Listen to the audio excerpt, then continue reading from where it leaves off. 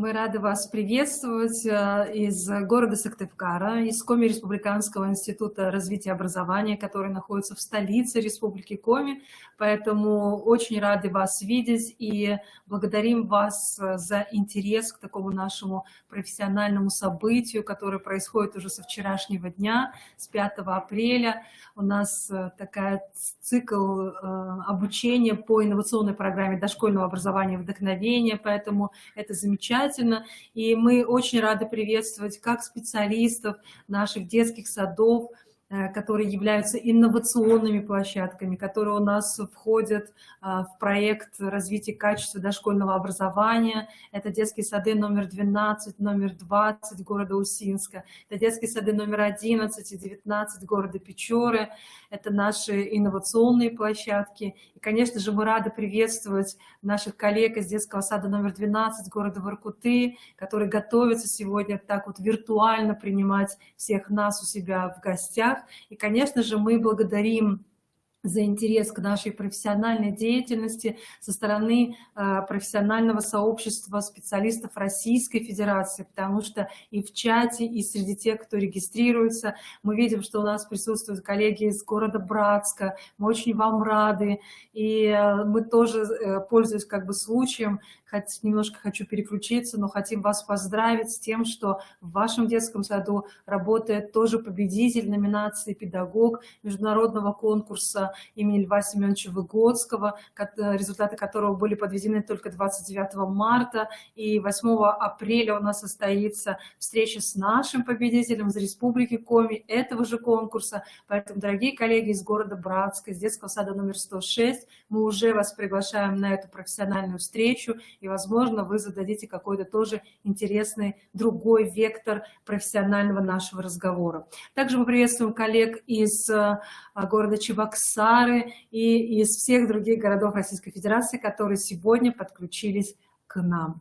И, дорогие коллеги, немножко, буквально несколько слов о том мероприятии, которое будет происходить сегодня. И я думаю, что мы начинаем, потому что, правда, очень искренне рады всех вас видеть. Меня зовут Хабарова Татьяна Валерьяновна, с кем мы еще не знакомы, но я думаю, что в формате онлайн мы уже со многими из вас встречались, но тем не менее я представляю Коми Республиканский институт развития образования. И вот этот цикл нашей онлайн-стажировки, которая начнется сегодня и будет продолжаться завтра. Он начался абсолютно не случайно, дорогие коллеги. И мы в декабре 2019 года решили запустить такой цикл выездных стажировок на базе детских садов, которые входят в федеральную инновационную сеть. И тогда проект назывался немножко иначе, и статус у федеральных инновационных площадок, которыми руководил Институт изучения детства, семьи и воспитания, он был иной, потому что тема инновационной деятельности, она была связана именно с реализацией программы «Вдохновение». И в 2018 году мы вступили в этот инновационный режим, и вот наши 5 детских садов в Республике Коми, они работали в этом инновационном режиме по апробации новой образовательной программы «Вдохновение». И в июле 2020 года тема инновационной деятельности сменилась, и сейчас принадлежность наших федеральных площадок, она относится к Национальному институту качества образования, и наши инновационные площадки работают по другой теме. Я считаю, что это правильное было решение, теме, которая связана с развитием качества дошкольного образования. Там еще идет у нас приставка на платформе программы «Вдохновение», но тем не менее, мне кажется, этот проект по развитию качества дошкольного образования, он более емкий, более глубокий, он может подключать достаточно большое количество других участников. И поэтому в декабре 2019 года у нас была первая выездная стажировка, это был город Сыктывкар. Суть вот такого цикла выездных стажировок, она очень суть простая. То есть все детские сады, которые работают в инновационном режиме, они собираются в одном месте в назначенное время, в назначенный час, и они погружаются в образовательный процесс той площадки, того детского сада, который приглашает всех к себе в гости. В декабре 2019 года это был у нас город Сыктывкар, детский сад номер 38 города Сыктывкара, которые вот до июля 2020 года работали в статусе инновационной площадки по апробации программы вдохновения. И тогда у нас приезжала Марина Владимировна Лебедева. Мы здесь очень хорошо, можно сказать, даже шикарно провели эту первую нашу стажировку, потому что было погружение. Марина Владимировна сама проводила мероприятия с детьми. Это было замечательно, с детьми, которых она видит первый раз в жизни. В нашем 38-м детском саду мероприятия прошли прекраснейшим образом. И, соответственно, вот такое профессиональное обсуждение, экспертное мнение, увиденного того, что мы увидели, услышали, тогда состоялся такой очень интересный, живой, профессиональный разговор. И потом, уже в марте 2020 года, если я не ошибаюсь, может быть, я немножечко ошибаюсь, но, по-моему, нет, в марте 2020 года, если что, коллеги меня поправят, у нас уже стажировку принимал город Усинск, и, соответственно, уже каким-то образом, там у нас 2 детских сада, и мероприятия проходили в этих 2 детских садах, и также подключалось профессиональное сообщество других детских садов из Республики Коми, которые имеют статус инновационных площадок. Также были очень интересные дни, профессиональные, насыщенные. Марина Владимировна тоже приезжала к нам, и она как бы курировала вот этот весь процесс. Ну и в октябре 2020 года, в достаточно непростое время, когда уже у нас сложился такой режим повышенной готовности, у нас стажировку, очную стажировку принимал город Печора. И в октябре 2020 года приезжали специалисты из Усинска, приезжали специалисты из города Воркуты, и также приезжала Марина Владимировна Лебедева. Это была такая 3-я наша встреча, очная встреча с погружением в образовательный процесс детского сада номер 11 города Печоры. И, соответственно, тоже профессиональный диалог в результате, в процессе 3 дней он состоялся. Ну и вот наша 4-я встреча, ее, к сожалению, нам не удается провести в очном формате, поскольку режим повышенной готовности действует в Республике Коми и продлен до 15 мая на сегодняшний день. Поэтому мы решили, чтобы в долгий ящик все это не откладывать, мы решили с городом Воркутой, с управлением образования города Воркуты, мы решили провести вот такую онлайн-стажировку на базе детского сада номер 12 города Воркуты. Поэтому мы надеемся, что все у нас сложится, все у нас получится. И, наверное, вот этот цикл стажировок мы пока как бы закроем. То есть мы посетили все детские сады, которые имеют статус федеральных инновационных площадок. Они территориально у нас находятся очень далеко друг от друга. Вот. И как бы на сегодняшнем, завтрашнем мероприятии мы этот цикл завершаем, и он обязательно трансформируется во что-то другое и очень интересное. И прежде чем мы передадим слово нашему детскому саду номер 12 города Воркуты, мне бы очень хотелось, чтобы Марина Владимировна поприветствовала всех тех, кто собрался сейчас перед экранами компьютеров. Марина Владимировна, пожалуйста, выйдите в эфир. Да, вот, Марина Владимировна Лебедева, методист, ведущий методист издательства «Национальное образование», которое вчера открыло такой наш вот онлайн-курс прекрасным обучающим семинаром, на котором она очень хорошо раскрыла сущность технологии реализации программы вдохновения. Было очень интересно, поэтому, уважаемые коллеги, еще раз от лица всего профессионального сообщества разрешите поблагодарить Марину Владимировну за то, что она выделила время, за то, что она встретилась с нашими специалистами и как бы погрузила нас в программу вдохновения. Поэтому, Марина Владимировна, вам слово для приветствия всех наших специалистов, которых вы видели очно, и вы со многими из них знакомы. Пожалуйста, Марина Владимировна. Коллеги мои дорогие, здравствуйте. Могу даже сказать, друзья мои дорогие, здравствуйте. Очень приятно, что у нас сегодня еще одно, ну пускай не очное, но заочное в режиме вот онлайн, но встреча. Встреча, где мы опять можем поговорить, высказать каждое свое мнение, посмотреть на то, как же продвигается у нас программа вдохновения, но уже с позиции инструментария мониторинга качества дошкольного образования. Но о каких бы технологиях мы ни говорили. Как бы мы ни раскрывали программу, в каких бы ракурсах мы ее не показывали, самое это важное и самое главное – это наши отношения. Это наша философия в программе вдохновения. Это понимание ребенка, то, что является самым главным. И это наша любовь, наша задача сделать ребенка счастливым, дать ему возможность развиваться по своей собственной траектории. Ошибки могут быть постоянно, могут быть, потому что без ошибок не бывает ни одна работа, ни одно дело. На ошибках учатся. Поэтому я сегодня желаю нашим дорогим воркутинцам удачи, успеха. Спокойно показывайте, рассказывайте о том, что у вас получилось.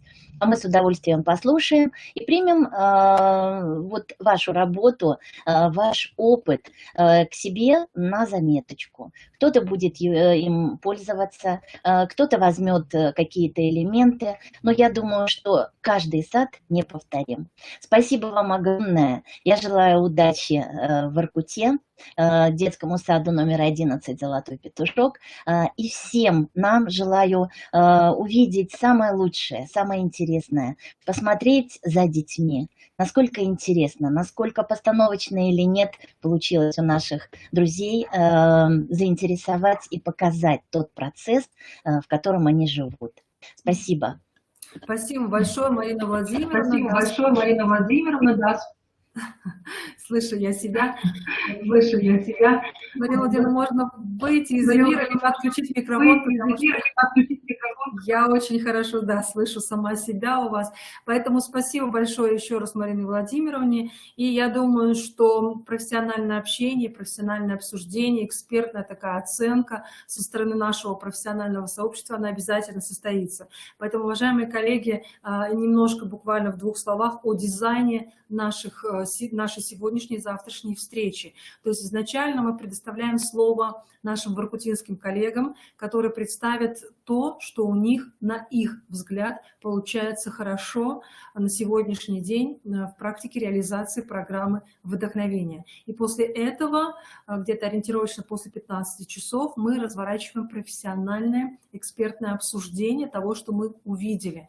Поэтому изначально руководители творческих групп наших инновационных площадок предупреждены о том, что они будут выходить в эфир и, соответственно, будут высказывать общее мнение всех тех, кто в данный момент наблюдает за нашей встречей, потому что мы точно знаем, что за встречи наблюдают целые педагогические коллективы детских садов наших инновационных площадок.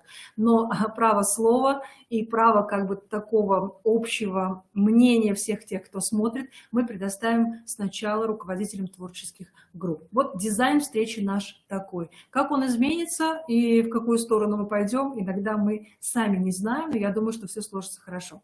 Поэтому, уважаемые коллеги, с большим удовольствием мы сейчас передаем слово в наш самый северный город Республики Коми, в город Воркуту. Этот город находится за полярным кругом, на самом крайнем севере. Поэтому Елена Викторовна Платонова, руководитель творческой группы педагогов, старший воспитатель детского сада номер 12, пожалуйста, выйдите в эфир, чтобы мы могли понимать, что все у нас хорошо, и мы друг друга видим, мы друг друга слышим. Елена Викторовна, пожалуйста, мы вас очень ждем, пожалуйста, подключитесь, и мы с удовольствием передадим вам право для представления опыта работы. Елена Викторовна, здравствуйте. Что-нибудь Здравствуйте, скажите, дорогие коллеги. Да. Елена Викторовна, вас прекрасно слышно. Здравствуйте, я очень рада видеть так много участников. Из эфира, поэтому мы снова ждем подключения Елены Викторовны. У нас, дорогие коллеги, иногда бывают технические сбои, потому что Воркута находится за полярным кругом, и техническое оснащение всегда хорошее, но иногда бывают различные нюансы, поэтому не удивляйтесь, мы думаем, что все обязательно сложится. Елена Викторовна, пока мы вас не видим, все, не выходите, не выключайтесь из эфира, чтобы все было нормально. Всё. Елена Викторовна, ну что, как у вас погода? У нас в Сыктывкаре очень солнечно, поэтому вот все солнечное тепло мы вам передаем. Пусть оно как бы вас так подкрепит, поддержит, да, потому что мне кажется, что все, что вы делаете как руководитель творческой группы, как старший воспитатель этого детского сада, вы делаете все очень и очень правильно. И, Елена Викторовна, пока мы не перешли к нашей стажировке, хочу лично вас поздравить с тем, что ваш педагог, если я не ошибаюсь, да, стал победителем муниципального конкурса Да. «Воспитатель года», и мы будем очень рады в конце апреля видеть его на нашем конкурсе «Республиканском воспитатель года», потому что все-таки наши инновационные площадки, я думаю, что педагоги, они должны быть на самом высоком уровне. Поэтому поздравляем вас и с удовольствием передаем вам слово. Елена Викторовна, пожалуйста, начинайте. Все, я выхожу из эфира. Пожалуйста, Елена Викторовна. Спасибо большое. Меня очень радует такой высокий интерес, так много участников сегодня собралось. Я рада приветствовать каждого из вас. И в первую очередь мне хотелось бы рассказать немного о нашем детском саде, и небольшой видеоролик я представляю вашему вниманию.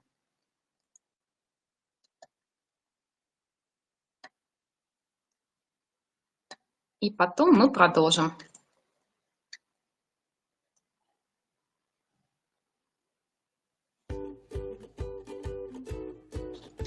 Детский сад номер 12 города Воркуты с ноября 2018 года работает в режиме федеральной 12 города Воркуты с ноября 2018 года работает в режиме федеральной инновационной площадки по теме «Модернизация образования в дошкольной образовательной организации в соответствии с современными требованиями качества дошкольного образования на основе инновационной образовательной программы вдохновения».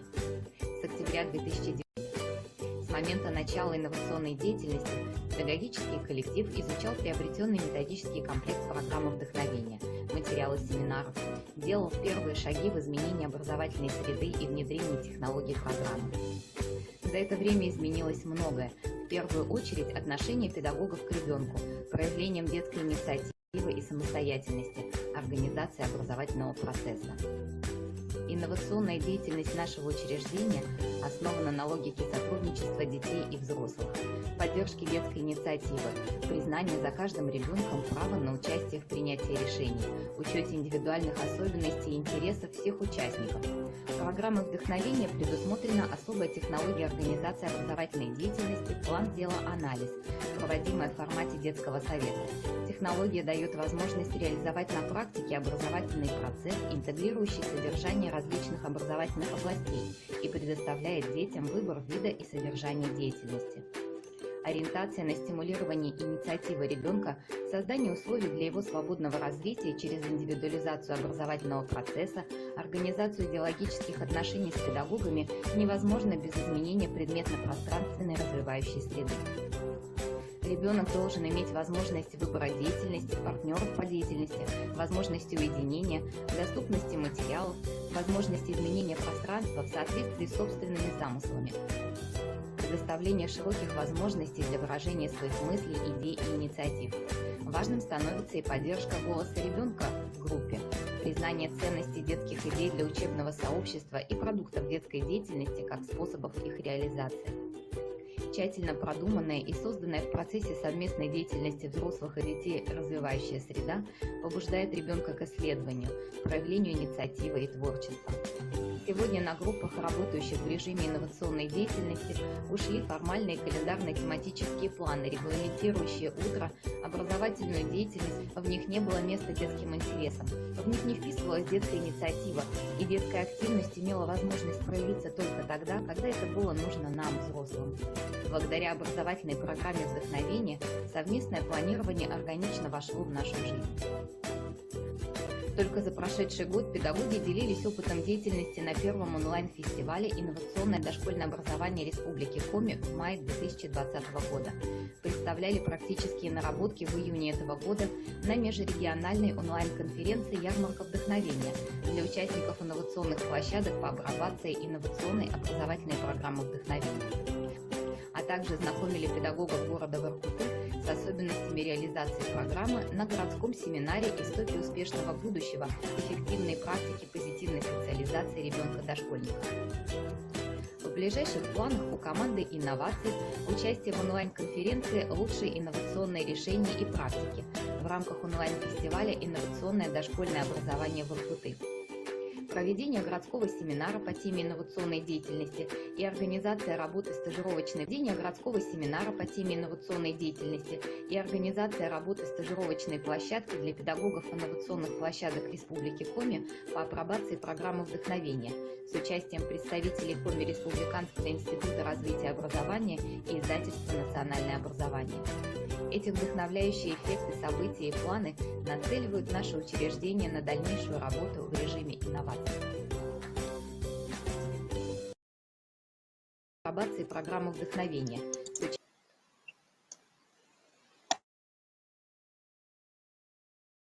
Это видео мы снимали осенью этого года. И я очень рада, что те планы, которые были... Проведение городского семинара вдохновения с участием...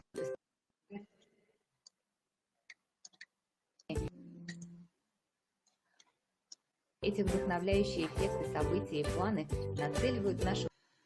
Кто-то включает видео. Прошу обратной связи от наших помощников.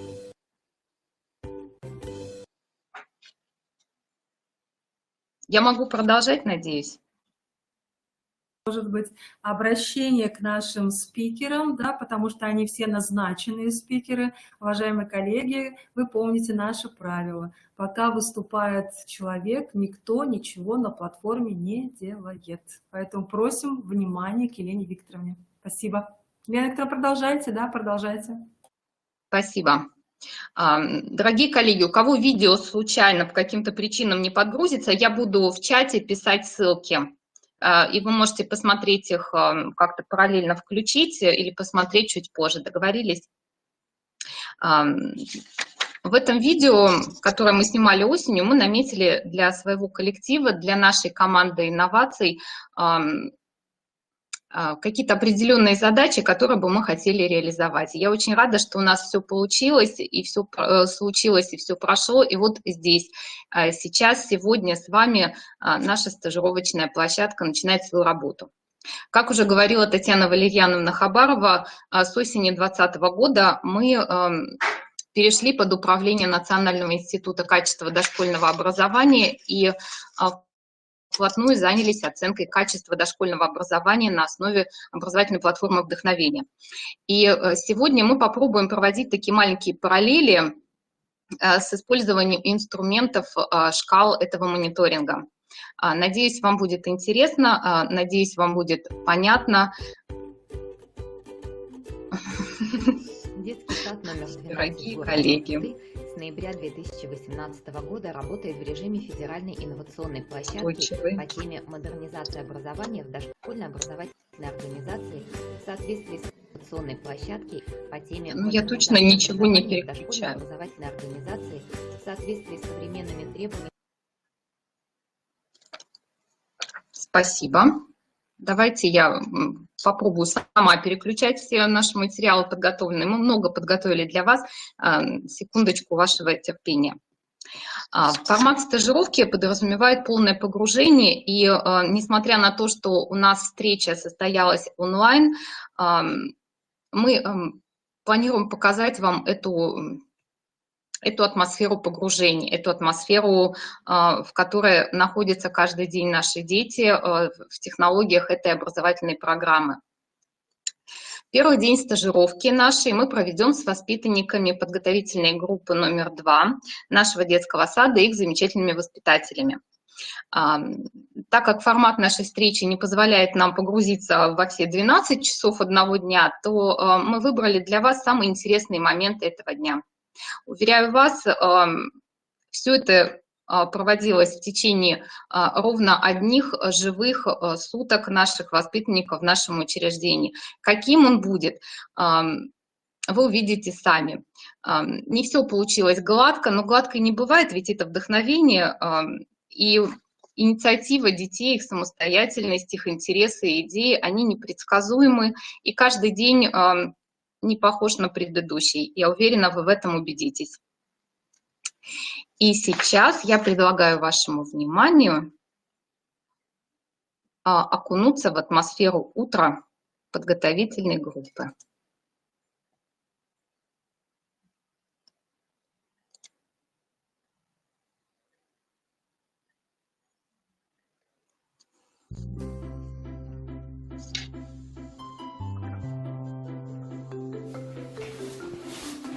Доброе утро.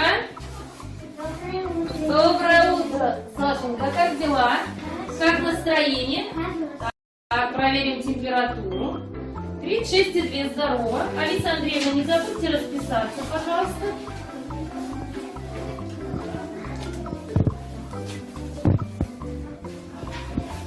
Мама, я вспомнила, у нас сегодня вечером праздник, приходи. Конечно, я приду, зайчик, конечно, обязательно приду. Настенька, а вы книжку новую принесли? Да. Конечно. Прочитали? Тебе понравилось? Ну, тогда выбирайте, что там взамен. Давай посмотрим, что выберем. Какой мы сегодня почитаем. Давай географические открытия. Очень интересно. Я еще не сказала. Канал 1, рыцарь и принцесса. Нет. Я еще не сказала. Канал танцы.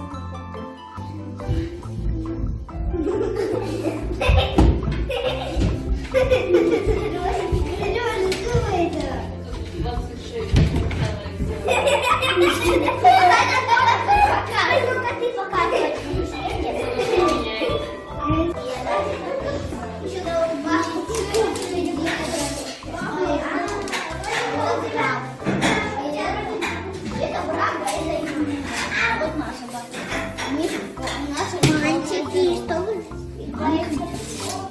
А что ты снимаешь? Не знаю, что снимаешь. Что? Ну и дождь. Ладно, ладно. Что, нарисовывать что-нибудь?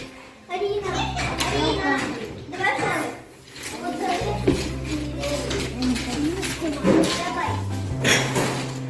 Я мешаю, я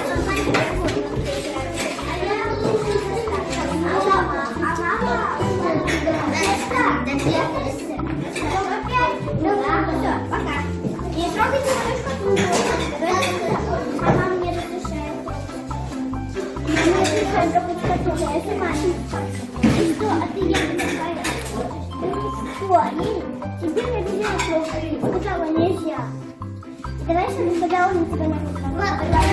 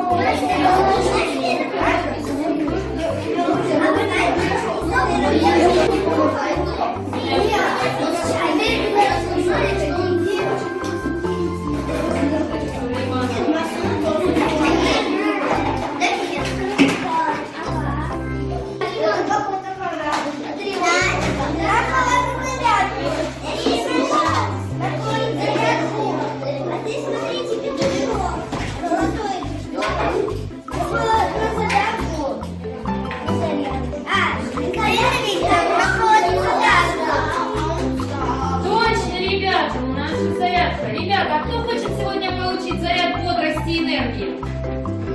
Тогда строимся на зарядку. А куда мы сегодня с вами отправимся?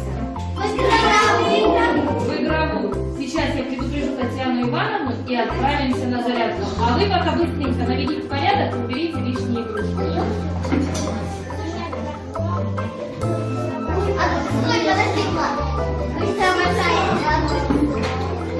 Доброе утро, Татьяна Ивановна. Ребята сегодня выбрали зарядку в игровой. Хорошо, до встречи. Сейчас мы придем.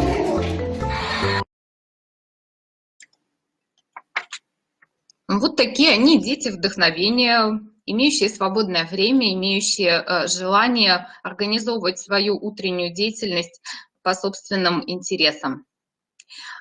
Пока наши дети, ведь у нас погружение, да, мы представляем себе этот день вместе с вами, пока наши дети убирают немного игрушки или откладывают их в сторону, готовятся к утренней гимнастике, пока младший воспитатель моет полы, я предлагаю вам обсудить ту среду, в которой дети находятся каждый день. Для этого мы, конечно, должны обратиться к инструментарию мониторинга качества дошкольного образования. Сейчас он выведен у вас на слайде. Чтобы мне было удобно читать, я также распечатала себе один листочек. Итак, оценка качества дошкольного образования по показателю качества предметно-пространственной среды группового помещения может происходить по нескольким направлениям. Конечно, не все мы можем увидеть на данном видео, например, документирование этого процесса нам абсолютно не показательно, да, на видео оно не представлено, но мы можем отследить, например, линию В оснащения пространства. Я предлагаю вам попрактиковаться вместе со мной. Система этой оценки качества, она накопительная, и все последующие уровни возможны к достижению только на основании устойчивого достижения показателей предыдущего уровня. Пространство соответствует возрастным особенностям и потребностям детей. Я думаю, вы согласитесь со мной, что, безусловно, соответствует насыщенно оборудованием и материалами, соответствующими возрасту детей и требованиями основной образовательной программы дошкольного образования. Безусловно. На втором уровне качества находятся следующие критерии. Пространство обеспечивает возможность общения и совместной деятельности детей и взрослых. Так и есть. Обеспечивает возможности для свободной игры детей, не менее 3 выделенных зон. Это мы смогли увидеть. Педагогам группы доступно до помещения для отдыха, питания и общения с родителями. Вот здесь, честно скажу, что у нас в детском саду не выделено такого помещения.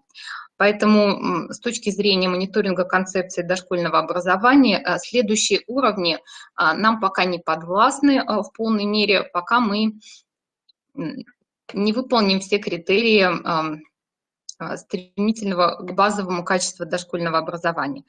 Но это то, над чем стоит подумать, и это то, что мы будем обсуждать на уровне руководителя дошкольного образовательного учреждения, поскольку иначе этот вопрос, конечно, реализовать невозможно. Но перейдем к другим критериям.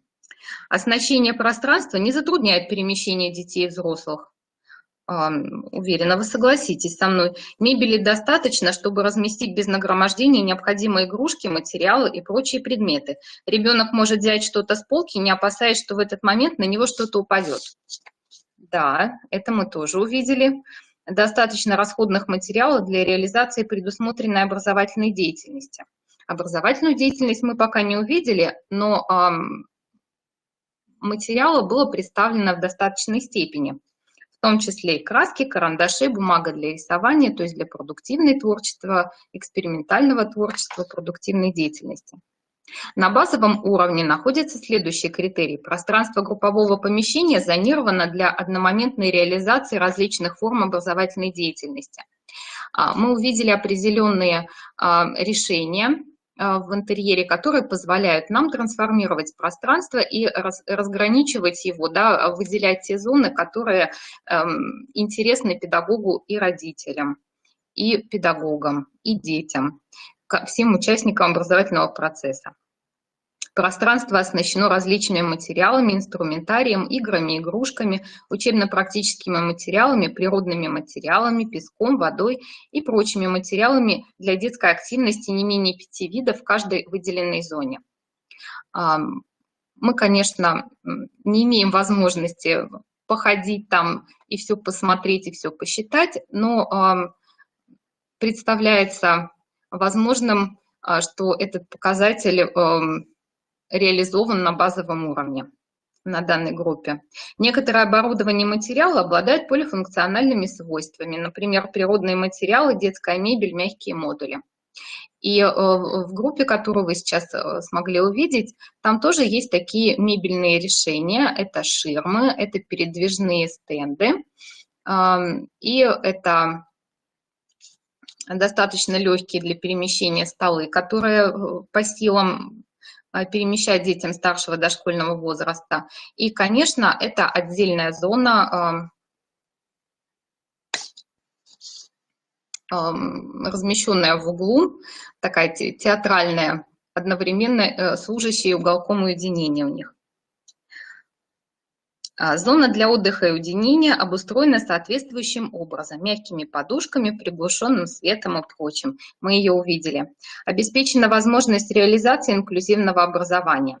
Этот показатель оценивается в мониторинге концепции исключительно на группах, которые имеют детей с ограниченными возможностями здоровья.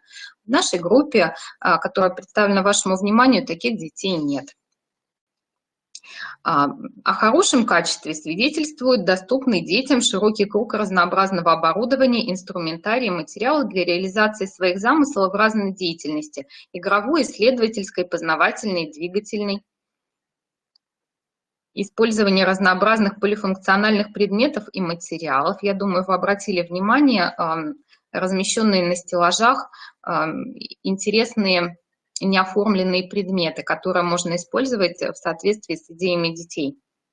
Оснащение отражает индивидуальные интересы детей группы и позволяет им развернуть свою игру. Имеются разнообразные атрибуты, расчески, конструктор, песочницы.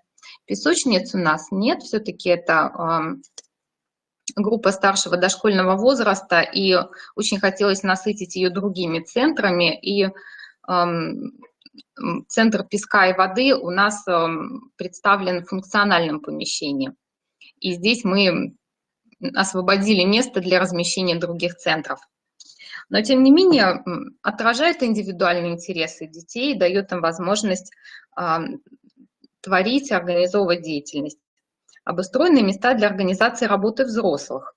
Здесь мы тоже не можем оценить по представленному видео, но столы и стулья для работы наших воспитателей, они представлены у нас в спальне.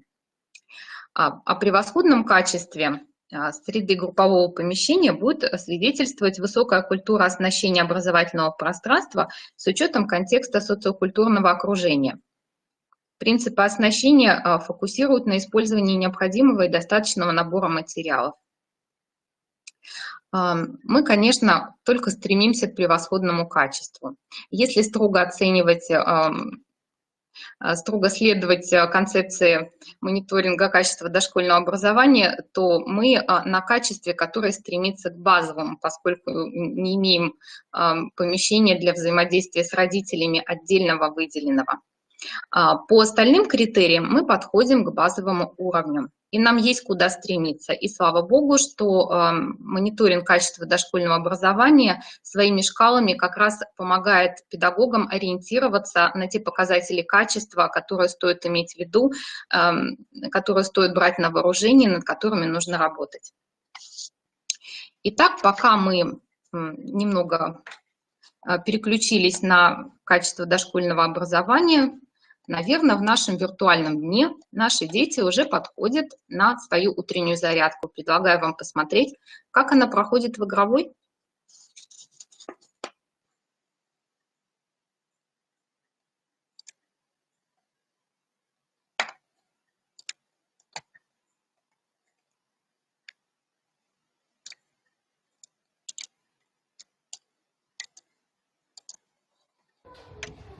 Доброе утро, Татьяна Ивановна. Здравствуйте. Мы прибыли к вам на зарядку получить заряд бодрости и энергии. Правда, ребят? Да! И это здорово.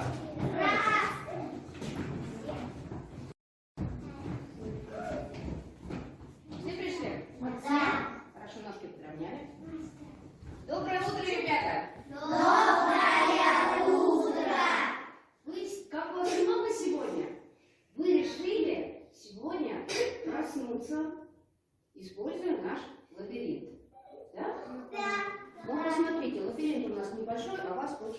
Поэтому предлагаю разделиться на две команды. Одна команда останется со мной, будем играть в интересные игры, а другая поиграет в лабиринте. Потом по сигналу свистка мы с вами поменяемся. Договорились? Да. Итак, кто остается со мной? Подходите ко мне. Отлично. Кто еще? Еще. 1, 2, 3, 4. Еще кто? 5, 6. И последний. Кто еще хотел внимание? Смелее, молодец. Отлично. Все, молодцы. Ну что, начали? А все остальные ребята ко мне. Снимайте. Смотрите, предлагаю поиграть в И мужскую. послушайте. Снимайте безопасно. Лабиринт. Сами построите. Разбирайте меня ручкой. А ты вот так. Так, правильно. Нужно здесь, посередине, там нам неудобно будет ползать. И приступим к зарядке. Ребят, нам здесь неудобно будет ползать. Давайте выберем другое место.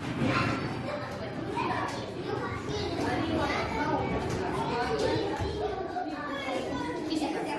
Так, один здесь. С этой стороны одна, иди сюда.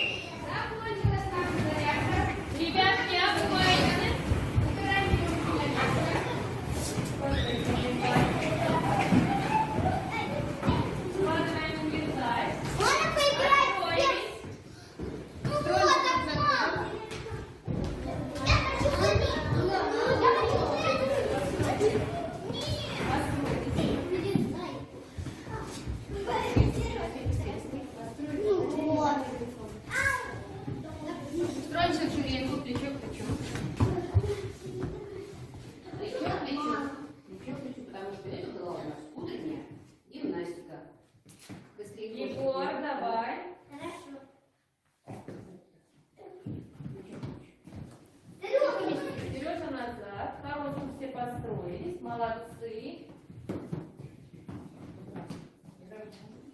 Ну что, ребята, проснулись? Да. Отлично. Желаю вам хорошего настроения и бодрости на целый день. Направо. Боп, раз, два. Шагом марш. Спасибо, Татьяна Ивановна. До свидания.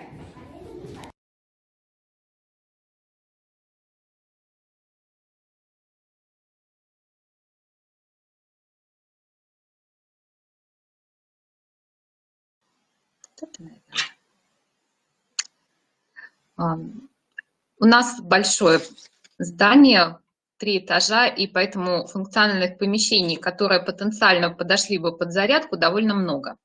И перейдя на вдохновение, мы подумали, почему бы не предоставить детям возможность выбора. Ведь, по сути, неизменным остается только время инструктора по физкультуре, сопровождающего группу на зарядке.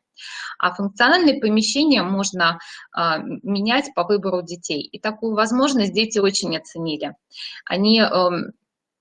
Для них очень ценна сама возможность определения выбора, влияния на свою судьбу, и это полностью соответствует вдохновению философии этой программы. Для утренней зарядки у нас не только есть спортзал или групповое помещение, у нас есть музыкальный зал, зал хореографии, зал изучения правил дорожного движения и игровые наши. Поэтому каждое утро проходит вот так на созвоне с инструктором по физкультуре, с которым мы договариваемся о новых встречах. В конце концов, утренняя гимнастика – это такой повод настроить себя, эмоционально настроиться, психологически настроиться, получить заряд бодрости, заряд хорошего настроения. Это такая минутка двигательного общения в утреннем моменте дня, взаимодействие между детьми, и она не обязана быть классической, заданной жесткими методиками педагогической деятельности. Поскольку мы сейчас увидели, насколько разнообразны движения детей, насколько большой двигательный потенциал у них есть, и насколько сложные движения им под силу выполнять даже в процессе утренней гимнастики. Итак, впереди дальше у детей был завтрак и утренняя образовательная деятельность, утренний круг. Поэтому вы видели, насколько детям не хотелось уходить с этой утренней зарядки в игровой, но дела не ждут, ведь у них были запланированы с вчерашнего дня очень-очень интересные вещи. Поэтому я передаю слово одному из воспитателей этой группы, Екатерине Викторовне Петраковой, которую сегодня поздравляла Татьяна Валерьяновна Хабарова. И поверьте, нам очень приятно, что именно этот педагог, член нашей команды инноваций, стал абсолютным победителем муниципального конкурса этого года. Мы очень рады, мы очень гордимся. Я с удовольствием передаю ей слово с тем, чтобы она рассказала и показала о работе со своими детьми в этот наш день, да, который мы снимали. Каким он получился и что запомнилось из него. Секундочку.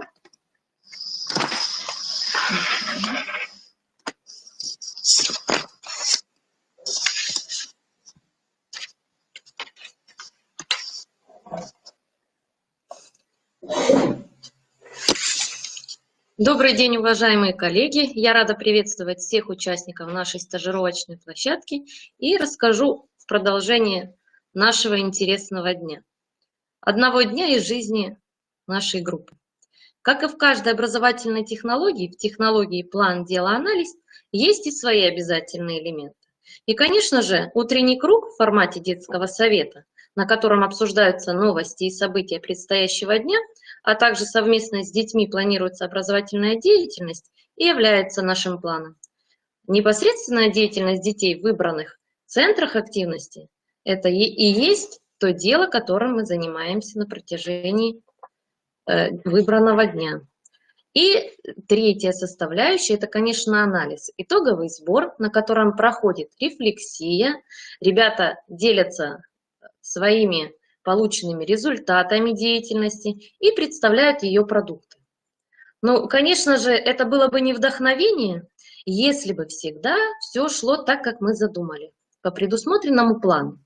Вот и в нашу деятельность на этот день закралась инициатива детей. И, конечно же, было бы неинтересно им не поддержать наших ребят.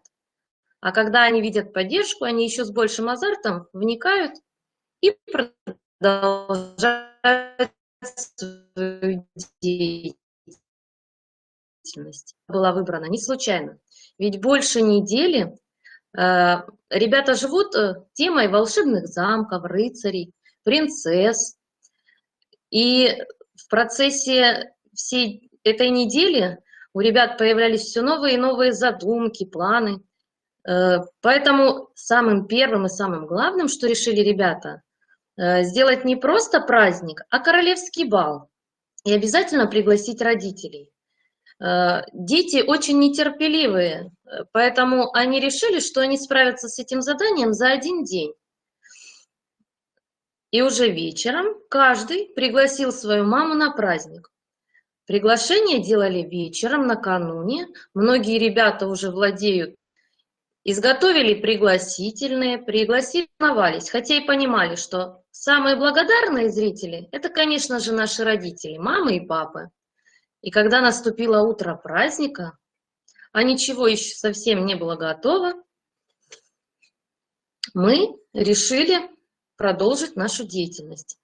И я предлагаю вам посмотреть, как мы с ребятами справлялись со сложившимися образовательными ситуациями.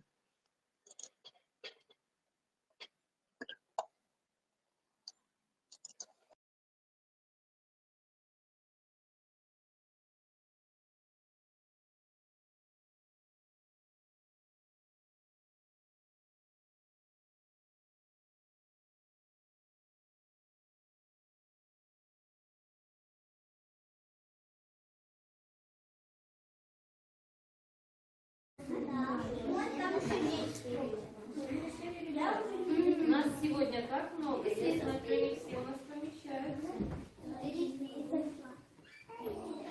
Я смотрю, у вас такое хорошее настроение. У всех хорошее настроение? Да! А что же стало причиной вашего хорошего настроения? Можете поделиться? Да! Кто может поделиться? Сережа, расскажи, что повлияло на твое хорошее настроение? Мое хорошее настроение повлияло то, что я с друзьями. Вот, замечательно. Елисей, почему у тебя хорошее настроение? Потому что в садике очень весело. В садике очень весело. Кто-то еще хочет поделиться настроением своим? Саш, почему хорошее настроение? Мне понравилась зарядка. Утренняя зарядка понравилась. Сережа. Тем, что я на выходные еду к двоим друзьям. К первому на день рождения и к второму. Замечательная новость. Саша. То, что я на выходных буду спать. Спать будет Саша. Какие еще новости есть интересные? Сережа. Я буду на выходных гулять. А сегодня вас что-то ждет интересное? Подскажите. Да. Что интересного сегодня, Саша, произойдет? То, что сегодня будет праздник. Сегодня будет праздник, здорово. А у вас все готово к этому празднику? Да. Вот я утром слышала, что Саша приглашала маму на праздник. Саша, что нужно для этого праздника? Как ты думаешь? Наряды. Наряды, обязательно. Что еще? Музыка нужна. Сережа, что? Фокусники. Фокусники. Мы можем на балу, на празднике показать фокус. А кто хочет быть фокусником? Здорово. А вы знаете, какие фокусы мы можем показать? Есть идеи, Лера? Фокус с цветами, потому что мама любит цветы. А как же он будет выглядеть? У вас все для этого есть? Все. Мы попробуем сделать это? Да. Замечательно. А еще какие фокусы вы знаете? Сережа? Фокус с вулканом. Мы вчера с мамой подготовились. Да, и все есть необходимое для этого фокуса? Я думаю, это будет очень интересно. Ребят, ну вот наряды. А где же мы можем взять наряды, вы знаете? Егор. Где мы можем, Лера, взять наряды? У Езеля и Шида. У Езели Рашидовны. А еще что нам необходимо для бала? Еще нам необходима музыка и танцы. Танец. А кто же может нас научить танцу? Алина? Значит, мы без нее не обойдемся. Что нам нужно делать? А у нас как раз сегодня и есть интерес. Мы обратимся к Езеле Рашидовне, и она нам обязательно поможет, правда? Да. Ребята, а каждый праздник и бал проходит в интересном зале, да? Что для этого нужно, скажите? Езеле Рашидовне в зал. Езеле Рашидовне в зал, там будет удобнее? Нет, я думаю. Мы же мам пригласили сюда к нам на праздник, правда? Да. Чтобы праздник был ярким и красочным, что для этого нужно? Украшение. Украшения нам нужно украсить группу, правда? Да. А еще, когда приглашают гостей на праздник, им всегда дарят подарочки, правда? Да. Что бы мы могли подарить нашим мамам, как вы думаете? Цветы. А обычно дамам кто дарит цветы? Рыцари. Рыцари. Значит, с рыцарями мы можем что изготовить сегодня? Цветы. Вам это интересно? Да. Мы справимся с этой задачей? Да. Вот сколько много интересных задач нужно нам сегодня с вами реализовать, правда? Фокусы, цветы, наряды, танец. А кто у нас будет танцевать, скажите? Девчонки и мальчишки? И тогда мы попросим Езелю Рашидовну, она нам подскажет, правда? Ущипнули себя за правое ухо. Левой рукой за правое ухо. Есть, нашли левую руку, правое ухо. Левой рукой за правое. Ой, уши поменялись местами, и руки тоже, да? Здорово. Как мы украсим для праздника нашу группу? Саша? Флажками. Флажками. А где мы можем их разместить, скажи? У нас рыцари и принцессы где живут? В замке. И я знаю, что у вас есть такой замок, который мы с вами уже изготовили. Значит, кто у нас отправится делать украшения для замка? Угу, хорошо. Все необходимое для этого есть? Из чего мы будем делать флажки? Из бумаги. А как закрепим мы эти флажки? Кто скажет? Веревочки. На веревке. И мы сделаем целую гирлянду, да, из флажков? Я думаю, это будет очень здорово. Значит, с вами задачи мы поставили, определились, кто пойдет чем заниматься. Предлагаю каждому разойтись и заняться своим делом. Готовы? Да. Вперед! И флажки, и карты.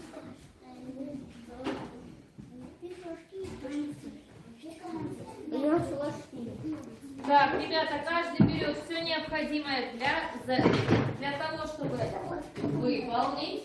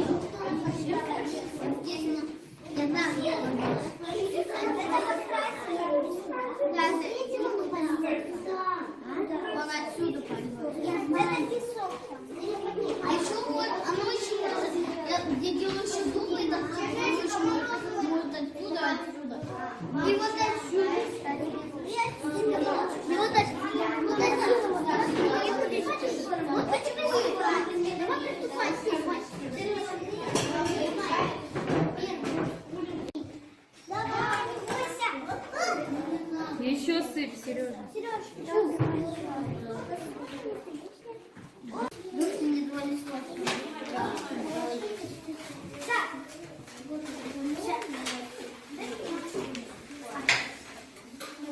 Кому это будет через это?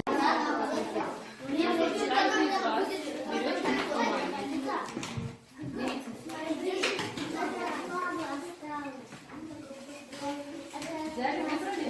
Я уже одну сделала. Можно делать. Это будет крыло. А тут Следующая задача. Мы сложили пополам. Так, на уголочек сложили.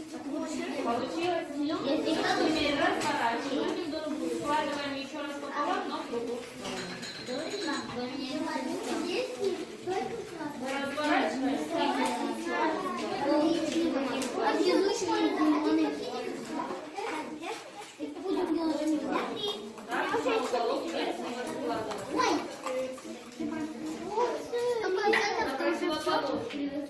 У вас должно быть... Тут два. Все. Еще будет выступать. Да? Максим, не стесняйтесь. Нет, чуть больше. Чем больше они все сказали. Чем больше, тем лучше они. Вот это Положили, да, хорошенько вот это надо. прогладили. Получилось?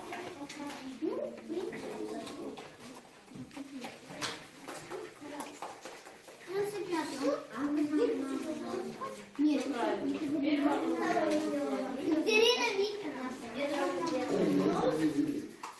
Екатерина Викторовна. вот таким образом. Екатерина Викторовна. Сейчас складываем вот так, складываем вот так, и между собой переставим. Вот. Вот почему они сказали, вот самый последний нам наливать. Или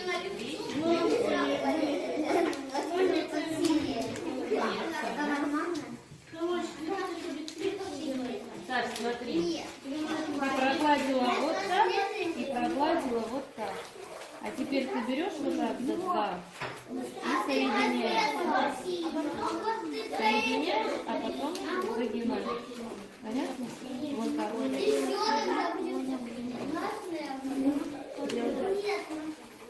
То же самое, серьезно. Берешь нет, листочки нужно отрезать. Надо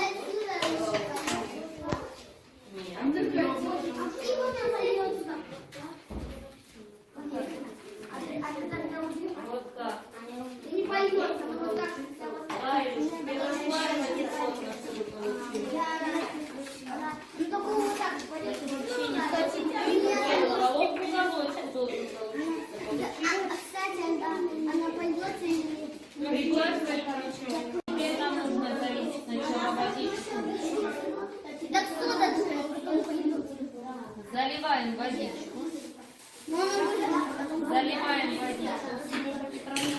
ну потом оно сразу пойдет. Обязательно. Мы проводим с вами эксперимент. Делаем фокус. Заливаем аккуратно воду.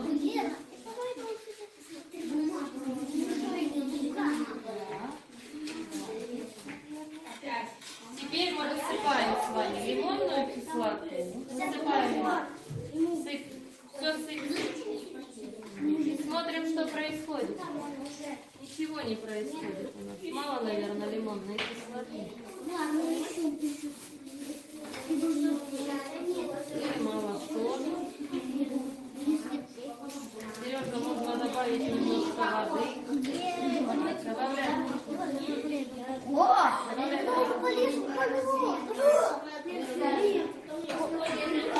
Итак, что мы видим, ребята? А вот это для чего? Посмотрите, что происходит. А это никак. Ну что, ребята, получился? Да, а это никак. Фокус получился? А это? Это то же самое моющее средство. Получилось, ребята? Да. Ты все осыпала? Нет,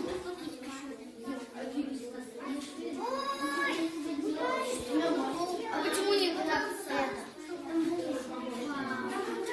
Ну что, эксперимент удался? Да. А можно, а я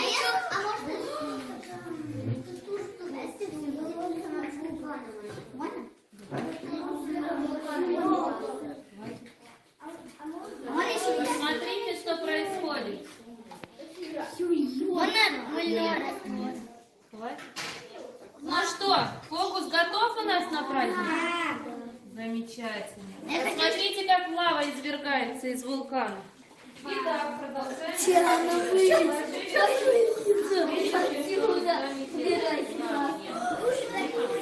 И сюда. Надо. У вас должна получиться вот такая видео. Не надо делать? Нет. Теперь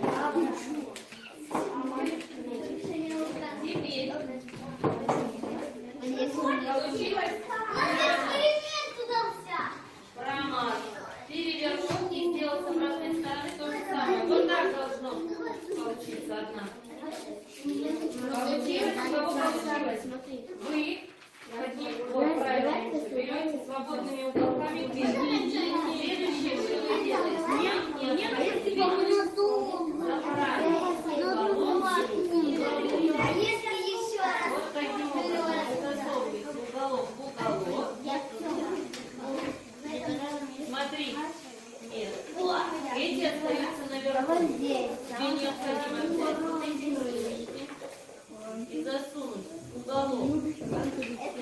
Уголок.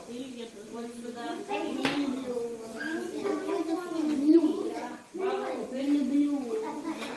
Вот так засовываешь. Заправляешь уголок. Уголок.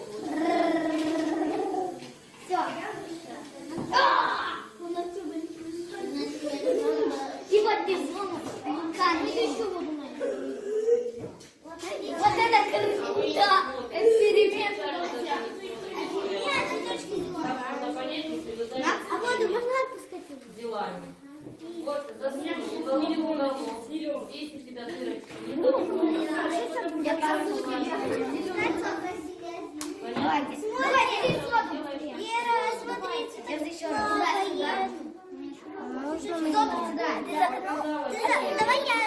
Геннадий. Давайте. Вера, обрез. Все вместе. Давайте. Все вместе. Давайте. Стакан. А мы вот что. Смотрите, цветочек. Я скорее сяду. Я его кормлю, а он поднимается на середине.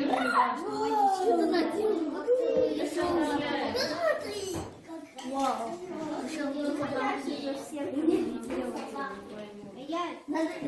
Запрыгнем в стол. Заправляем Давай сюда. сюда. Что не понятно? Вот засовываешь сюда, прячешь. Делаешь так, чтобы у тебя вот здесь Давайте заворачиваешь сюда и прижимаешь. С обратной стороны ты делаешь то же самое. Дырочку сюда. Надо?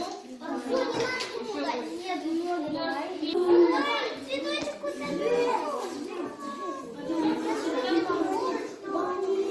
А если суд насыпать? Не надо, не надо. Давай, бери. Вот, а теперь смотри, переворачивай. Я закрываешь, и вот здесь сюда. Вот здесь сюда. Открываешь. Они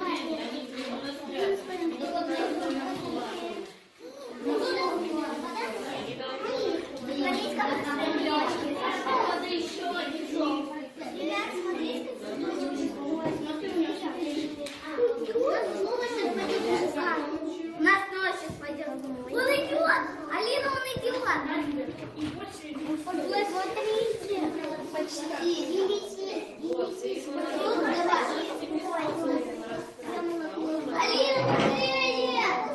уезжается.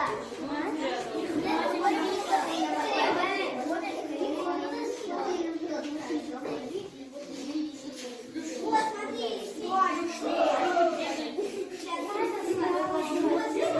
нет, ты не там достала.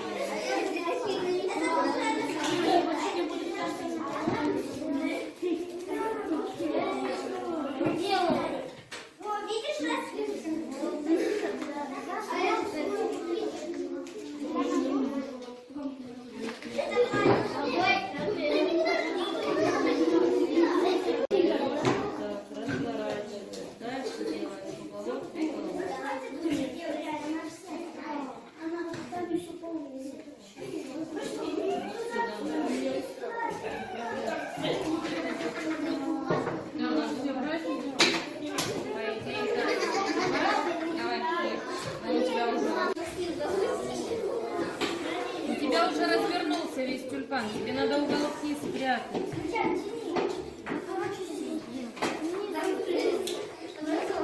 Что, не дуй уже?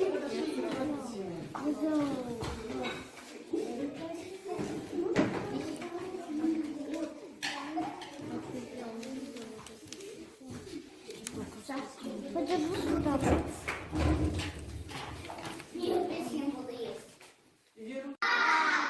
А скажите, все ли получилось у нас с вами? Для того, чтобы праздник удался? Вот ребята, которые проводили эксперименты, тренировались. У вас получился эксперимент?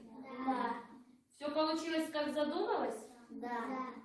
А мне немножко показалось, что у вас произошла авария. Немножко у нас произошла авария. По какой причине? Потому что мы добавили Много чего? соды, воды И ингредиентов. Чтобы у нас на празднике такого не случилось, что нам нужно сделать? мы уже подумали втроем и решили, что мы не будем один раз так использовать и унесем это. Много не будем добавлять, да? Чтобы не было аварии. Замечательно. Значит, это у нас получилось. У нас эксперимент получился. Эксперимент удался, да? Вы увидели лаву? Вулкан извергался? Да. Понравилось? Да, очень круто было. Замечательно. Второй эксперимент у нас готовили Лера, Арина. И кто еще с вами был? Владик. Владик, расскажите про ваш эксперимент. Фокус, который вы готовите на вечер, он у нас получится? Да. Все получилось задуманное? Да. Расскажите, что вы делали?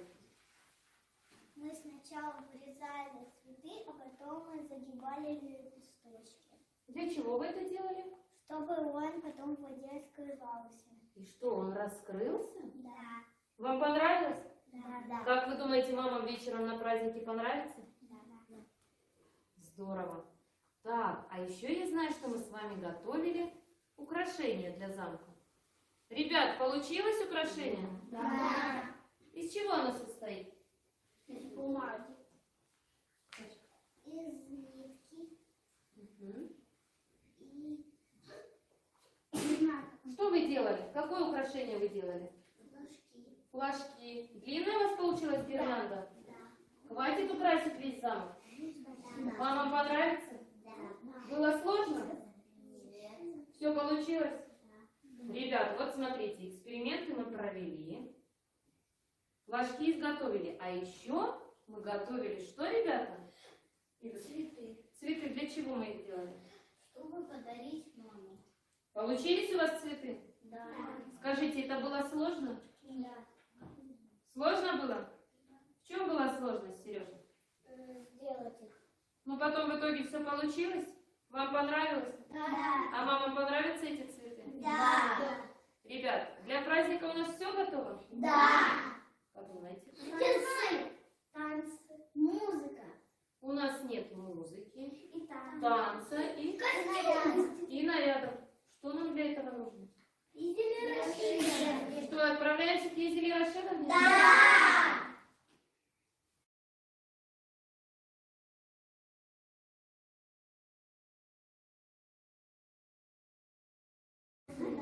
Вот там сидеть.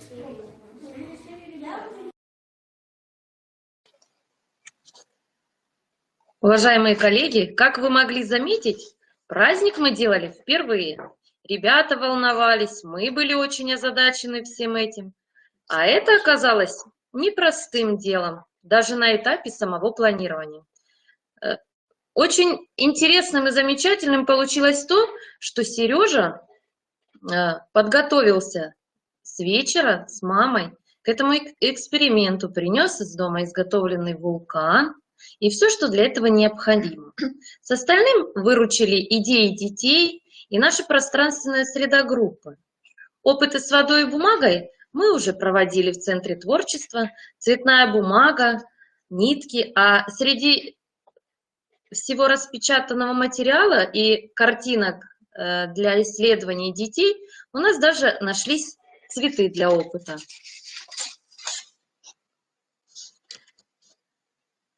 Конечно, мы потом проводили повторный эксперимент с этими цветами, и интереснее смотрелось, этот опыт смотрелся с цветами, где были лепестки более длинные. Они быстрее раскрывались, и было более красиво и наглядно увидеть сам этот эксперимент.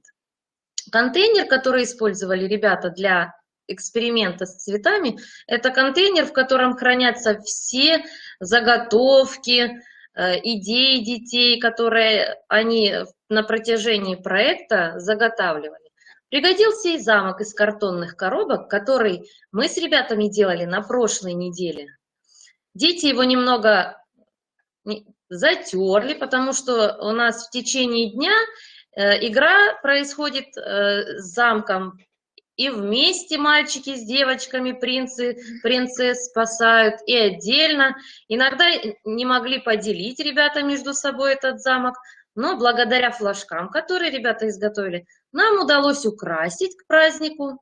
И ребятам очень понравилось участвовать в оформлении группы, всех необходимых атрибутов изготовления, в экспериментах.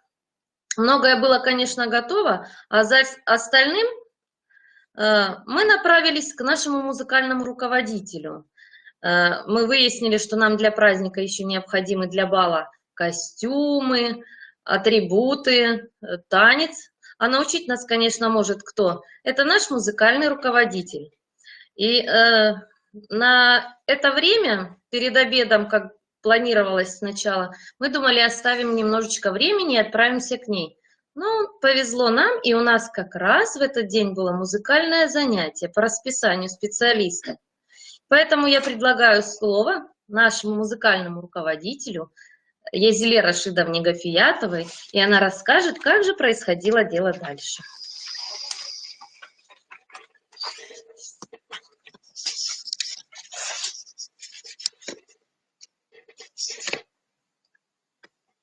Здравствуйте, уважаемые коллеги. В нашем детском саду 12 возрастных групп и лишь один музыкальный руководитель. Поэтому расписание занятий – это необходимость.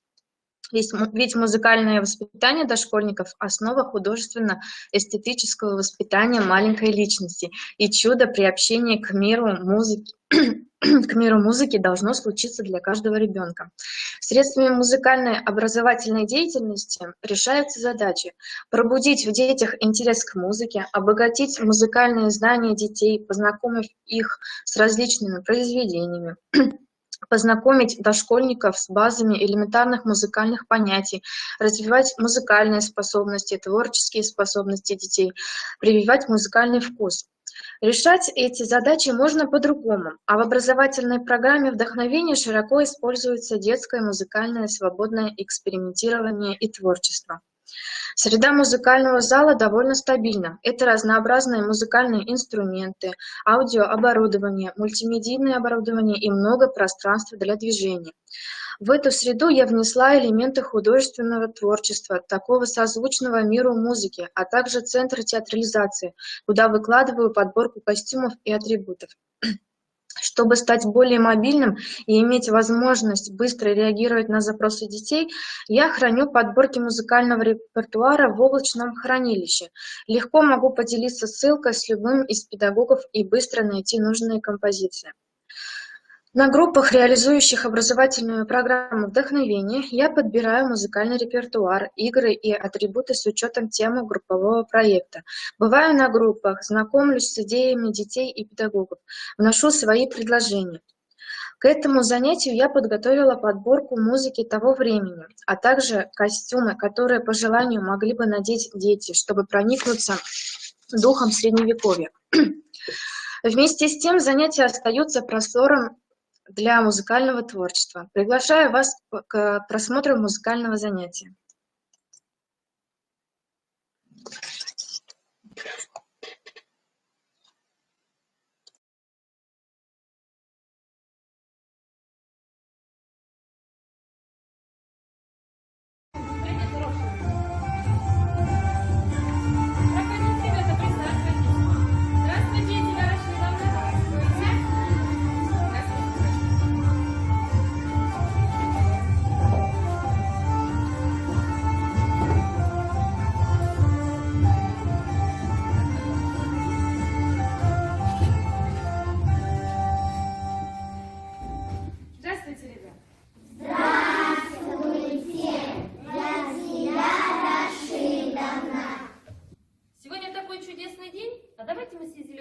Поделимся, зачем мы к ней пришли. Интересно. За костюмами. А для чего же они вам нужны, ребята? Для того, чтобы сегодня, на сегодняшний концерт для мам. А что за концерт? Ну-ка расскажите, мне очень интересно. Там будут рыцари, замок и украшения. Еще. Принцесса. Рыцарь. Да. А Сережа?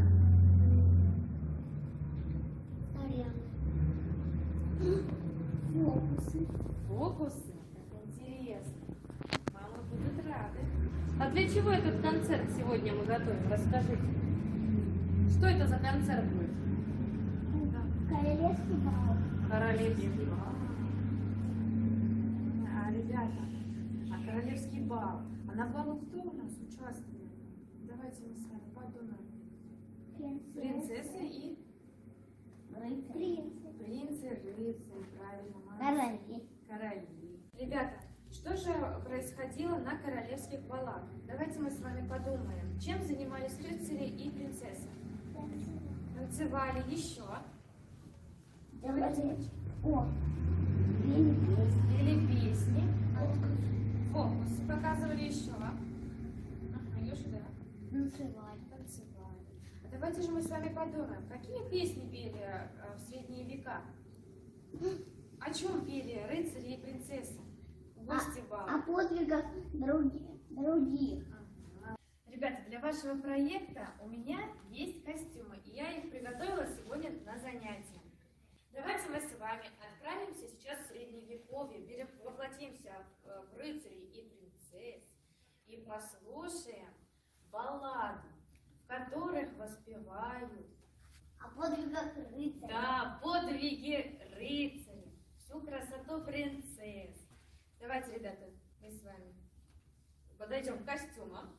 Ну что, отправляемся? Да! Давайте, в Средневековье.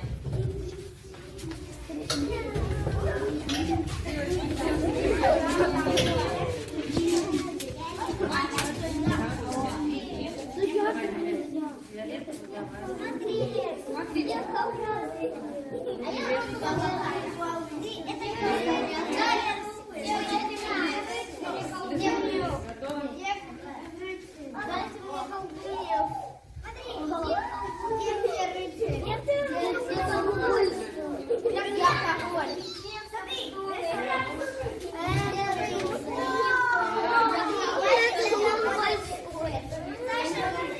Смотрите на мальчиков!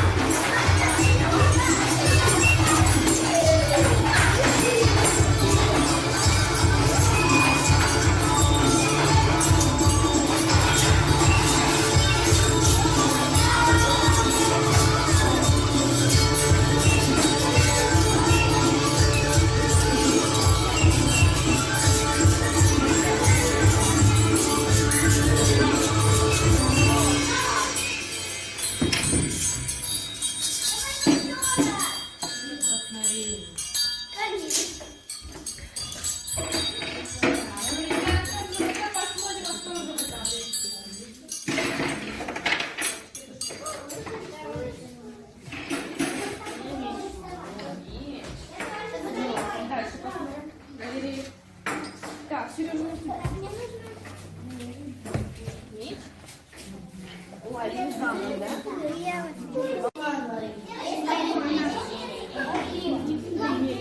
Ребята, а о чем же наша была музыка? О чем она? Она рыцаря, которые могли теряться в путях. Что вы еще услышали?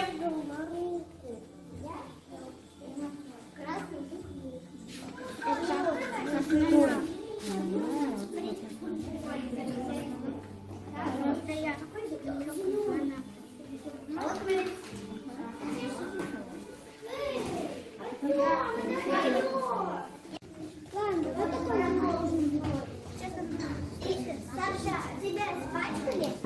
Меня нет. Меня да. Меня тоже, да. Смотрите, все зеленое. Я в лягушку превратилась.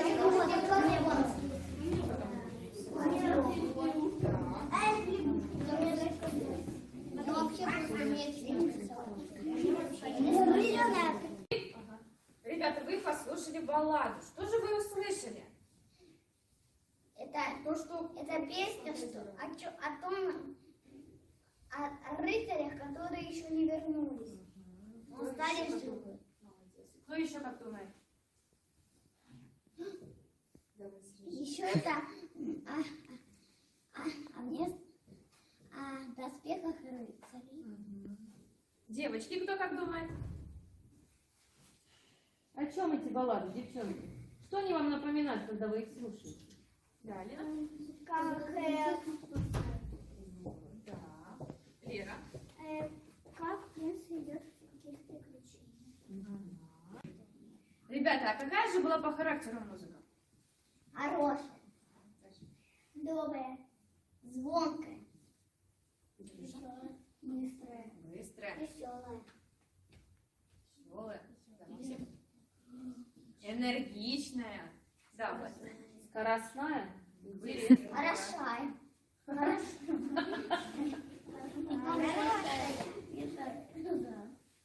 Ребята, под эту музыку хотелось, наверное, танцевать, да? Да. Танцевать, играть на музыкальных инструментах. Да. Еще что-то. Быть энергичным. Хорошо. Ну а сейчас мы с вами перейдем к инструментальному творчеству. Сейчас мы с вами выберем любой музыкальный инструмент, который вам по душе, и будем музицировать. Сережа, ой,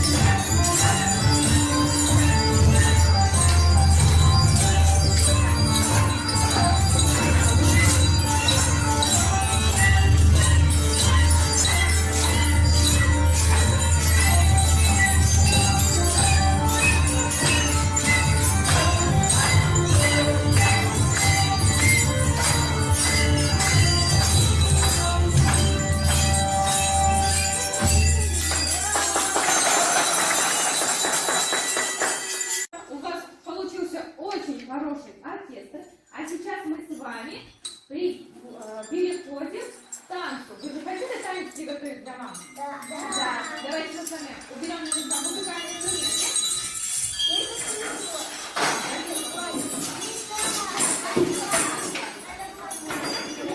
Егорочка, Я подожду. Егор.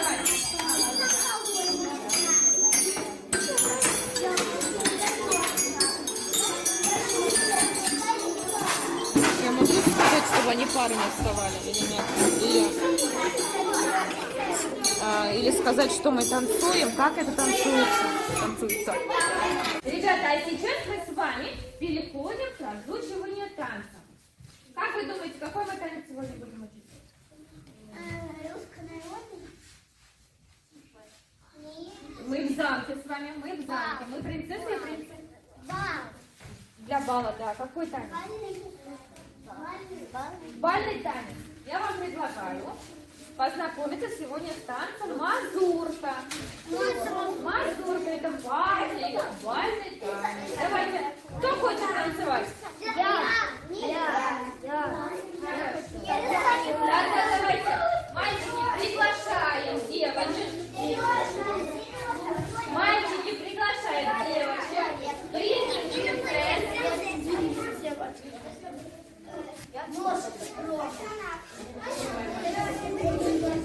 давайте. Пригласим.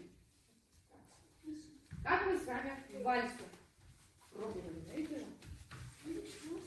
Мальчики вытянули ручку. Девочки положили ручку. Ой, Гоша молодец, да. Можно и так. Так, поменяйте местами. Мы с вами встанем по кругу. Лера, в другую сторону. Да. Местами с Максом поменяйся, Лерок. А Молодец. тут два мальчика. Екатерина Викторовна, идемте танцевать. Кто у меня есть? Ребята, посмотрите, у нас с вами будет вот такой танцевальный шаг. Девочки за платьишки, за юбочки возьмем сюда. Мальчики спрячем ручку. Я вот нажму. Хорошо, подождите. Сейчас мы с вами выучим шаг. Делаем 3 шага. Вот так, давай с тобой в середину покажем. Делаем 3 шага. 1, 2, 3. А на 4-й вот так ножку выставляем. Носочек. Давай, еще раз покажем. Только по кругу мы идти будем, а не в центр. Ребят, друг за дружкой поворачивайте. Пробуем. Попробуем сначала. Пошли.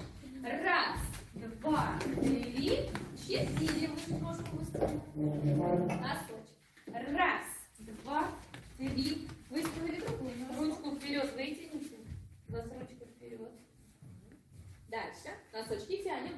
1, 2, 3. Вытянули ножку. Продолжаем. 1, 2, 3. Вытянули ножку. Мальчики присели на коленку. На колено присели. Девочки вокруг, только надо будет большой круг сделать, ладно? Одну круг сделаем, одну потом посмотрим. Мальчики встали. Добавим вот такое. Движение мостик наш любимый. Приготовили правые ручки. Правые. Угу. Подходим. Отходим. 1, 2. Покрутились. Вот так. Пара. Молодцы. Давайте подножку попробуем. Я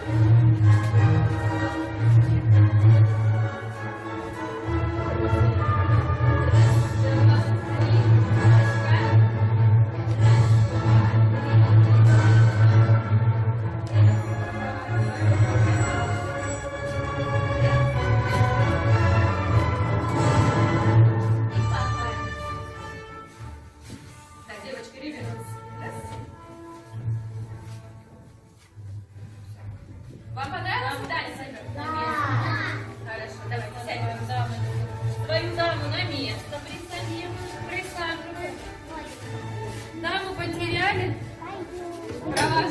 Провожаем маму. Поклонились даме.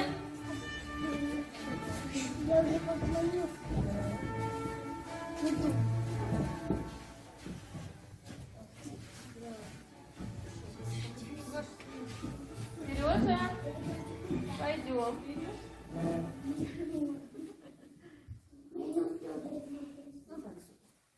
Ребята, вам понравился танец? Да! А теперь давайте сравним нашу балладу и мазурку. Какие они по характеру? Они похожи друг на друга? Нет. А почему? Как вы думаете? Алин, как ты думаешь, почему не похожи? Потому что Наверное, баллада у нас была такая энергичная, веселая, а мазурка? легкая и медленная. Легкая и медленная, да. Какая еще мазурка была, Саша? Илюша? Спокойная. Еще кто как думает? Энергичная.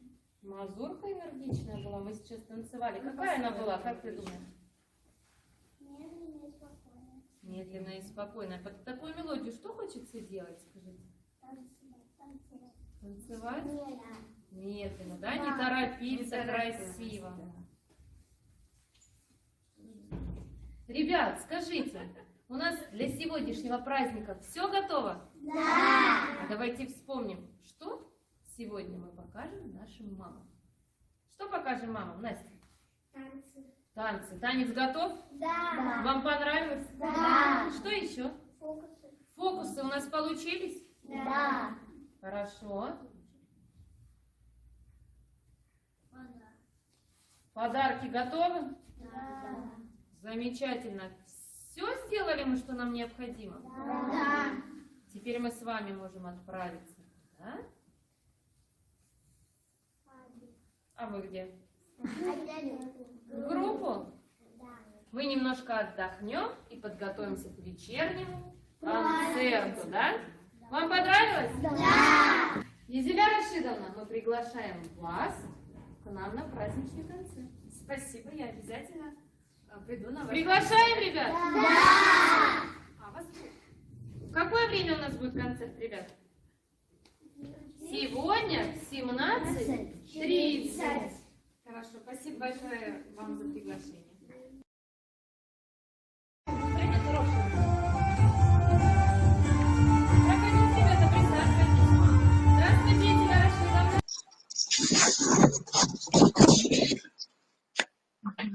Надеюсь, вам понравилось наше занятие так же, как оно понравилось мне и детям. Ведь простора для самовыражения средствами музыки и движения было вдоволь. Пока дети занимались активным слушанием, я немного определилась с танцем и движениями, которые могу предложить им разучить. Чтобы этот танец стал исполняться детьми идеально, потребовалось бы приложить много усилий и провести несколько репетиций. Мне оставалось только надеяться, что дети до вечера не забудут движение и, может быть, успеют прорепетировать танец в группе. Воспитателю второй смены Эльвире Харисовне я отправила ссылку на подборку подходящего музыкального репертуара для королевского бала и танца. Можно ли такое занятие назвать идеальным? Конечно, нет. А вот какой подход к качеству дошкольного образования существует на данный момент по показателю музыка и музыкальное творчество, предлагаю вам вместе со мной обратиться к шкалам МКДО и посмотреть, какому уровню качества соответствует проведенный образовательный процесс и предметно-пространственная среда музыкального зала.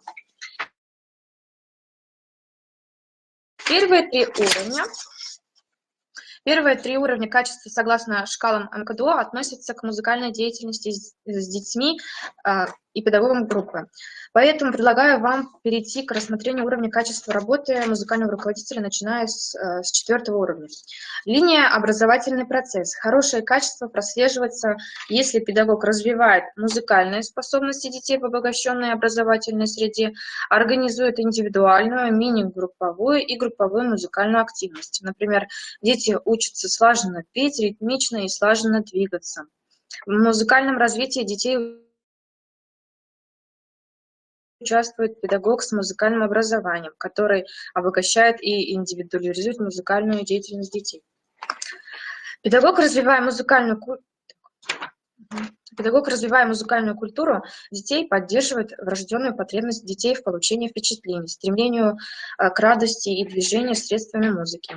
Например, дети с удовольствием слушают подобранную педагогом музыку, руководствуясь темпоритмом и характером музыки, экспериментируют с различными видами движений. Дети учатся контролировать свое исполнение в процессе пения, движения, игры в оркестре и координировать его с другими. Можно заключить, что данное занятие прошло в соответствии с превосходным качеством образовательного процесса.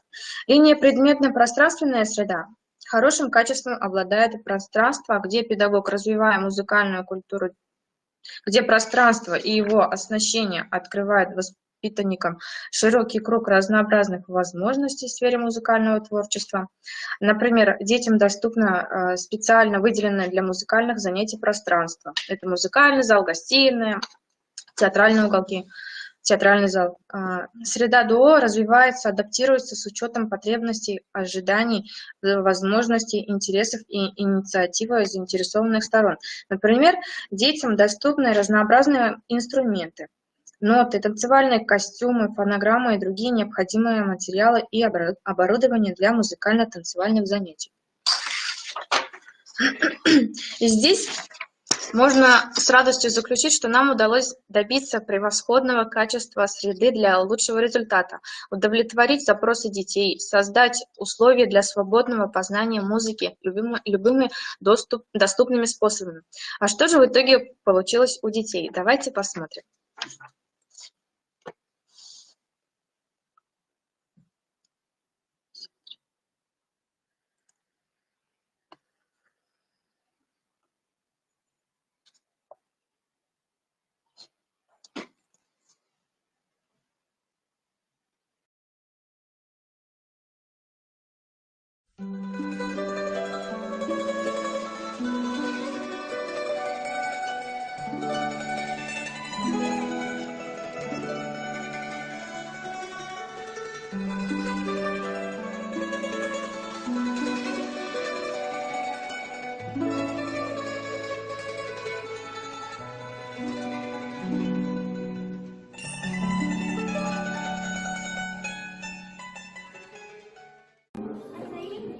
Добрый день, дамы и господа.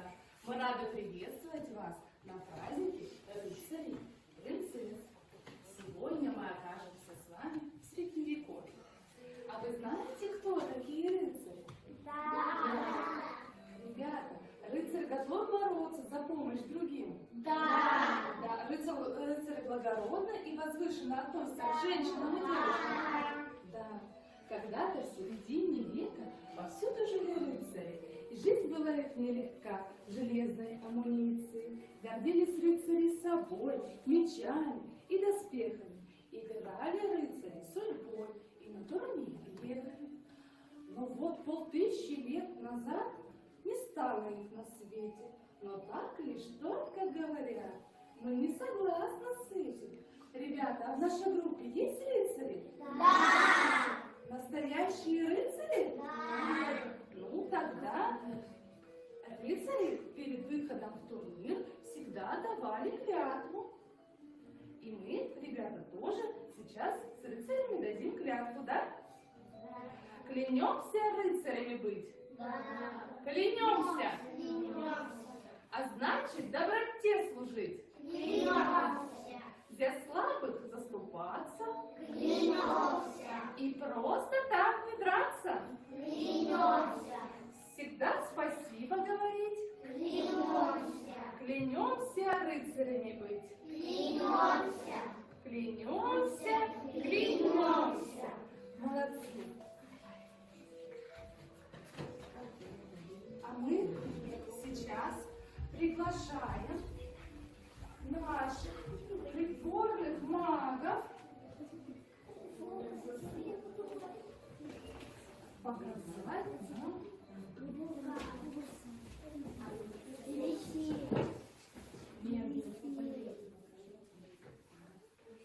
уже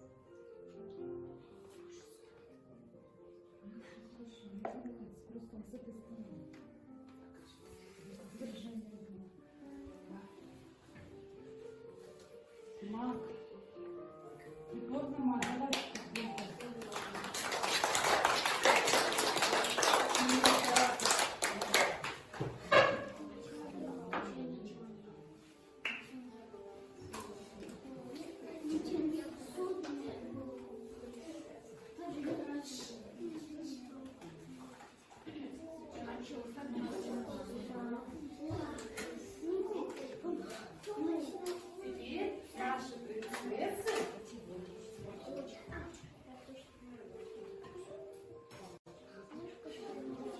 покажут, как распускаются на рассвете цветы.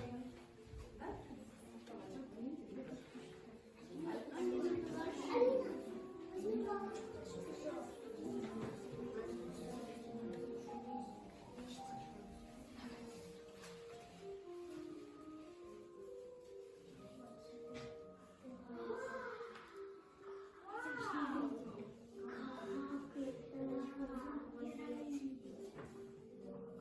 Это невозможно. Это возможно. Как распускается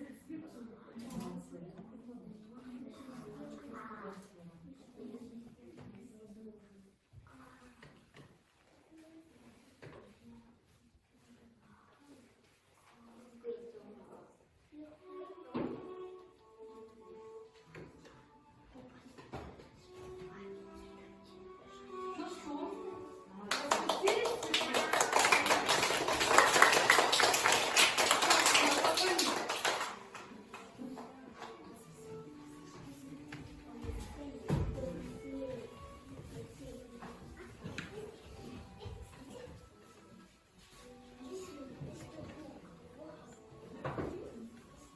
Мы благодарим наших магов, рыцарей и принцесс за такие опыты, за такие фокусы. Кроме рыцарей, в нашем полку есть и принцессы, которые готовы вместе с рыцарями исполнить чудесный танец. Рыцари.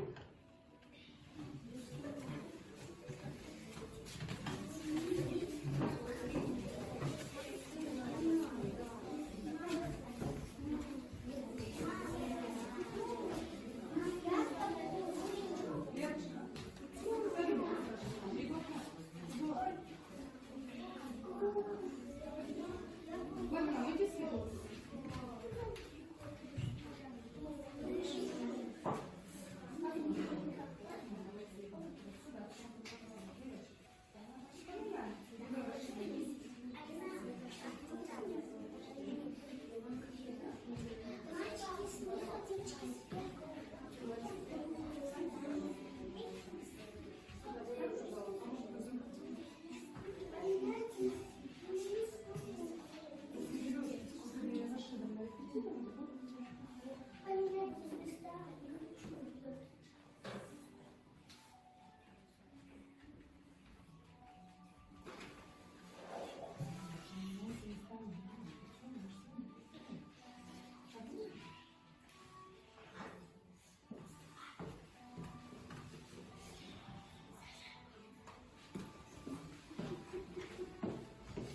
Моей королевы принцессы можно?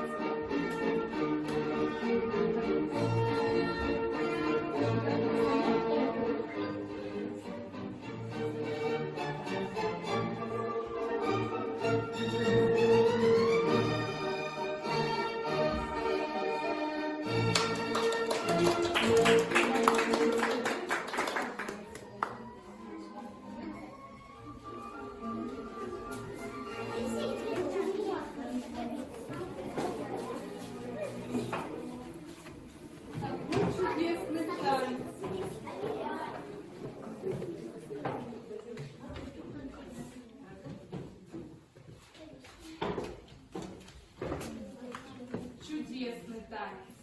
Наши рыцари приготовили нашим дамам и мамам-дамам сюрприз. Ребята, вы готовы подарить сюрприз? Да. Рыцари, прошу.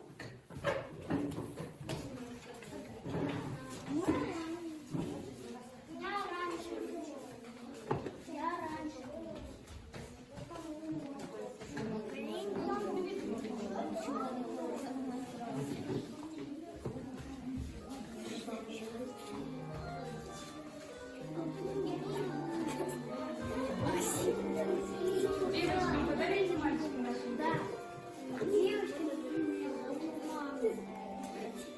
Как маме подарить.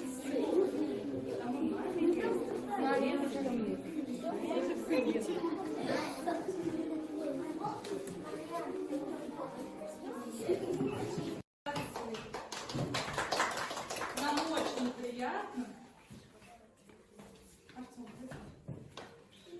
Итак, в завершение нашего праздника Средневековья, может быть, кто-то из рыцарей и принцесс хочет рассказать стихотворение нам?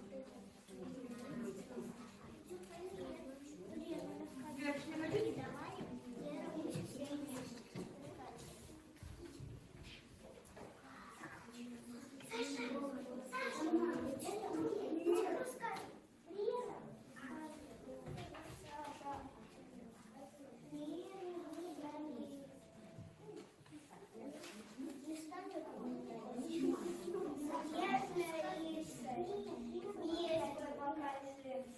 Волшебный, неизведанный, манящий, предстань передо мной настоящим. Об уголках его заветных расскажу.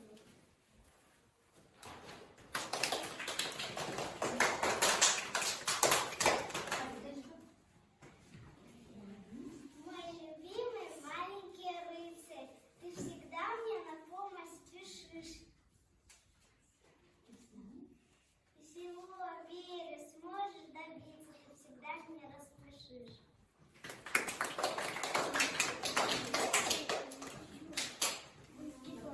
На турнире он рыцарь скачет, знаю я, что это значит. Он для дамы молодой сегодня должен быть герой. Он на рыцарском коне, на булавном скакуне, весь в доспехах золотой, этот рыцарь точно мной.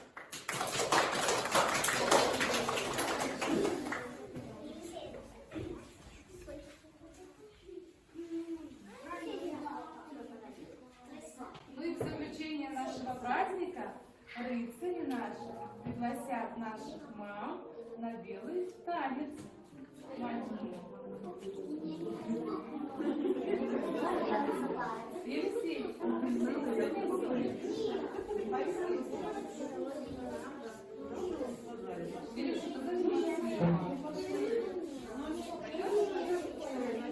Сели. Мальчики, пригласите.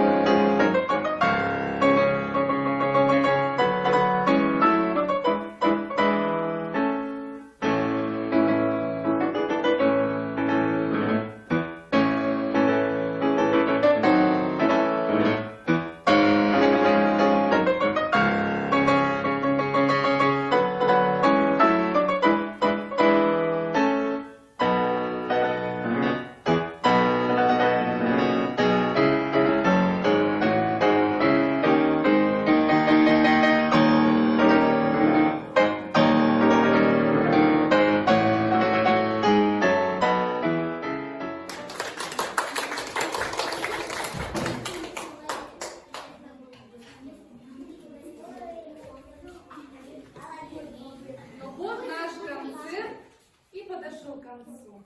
Вам понравилось во Средневековье, ребята? Да! Спасибо всем за внимание.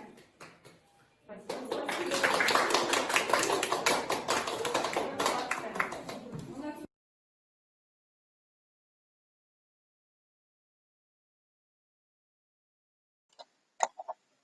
Вот таким был наш день. День, который мы вам показали без прикрас, как он есть, самые интересные, смешные, любопытные моменты, какие случились в этот день. Конечно, на следующий день было обсуждение с детьми на утреннем круге. Они приходили к выводу о том, что времени на подготовку праздника стоило бы взять побольше, родителей пригласить пораньше, чтобы мамы успели нарядиться, подготовиться, отпроситься с работы. Вы видели, многие дети расстроились, что нет их мамы, они не могут своей маме прямо на празднике вручить изготовленный цветок.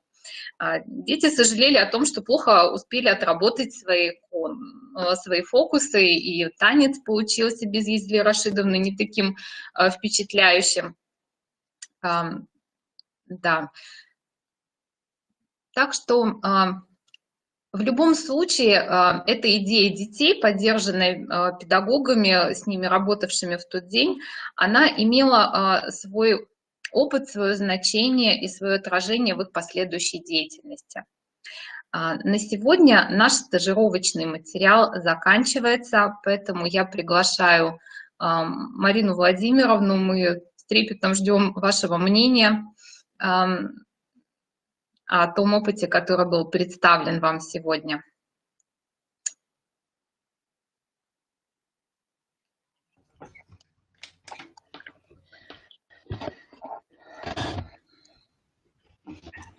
Елена Викторовна, ну вот я, наверное, пойду другим путем. Мы сегодня посмотрели, мы сегодня имели удовольствие увидеть тот самый день, прожитый день вашими воспитанниками и педагогами, посмотрели взаимодействие, коммуникативную сторону, посмотрели образовательную деятельность.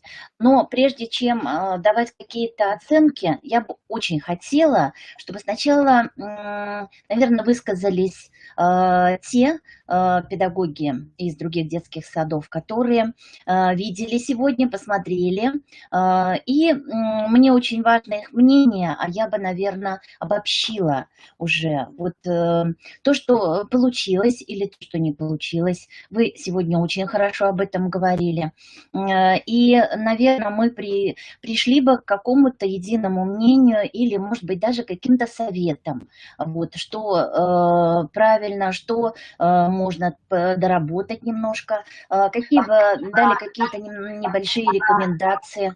Поэтому я сейчас приглашаю, коллеги, 11-й, 20-й детский сад города Усинска. Я приглашаю к обсуждению Печору, 19-й и 11-й детский сад. Коллеги, пожалуйста, выскажитесь, а я потом постараюсь обобщить. Вот сегодня очень большое поле обсуждения, поэтому, наверное, я думаю, что ваше мнение, оно будет как практиков на сегодняшний день более значимо.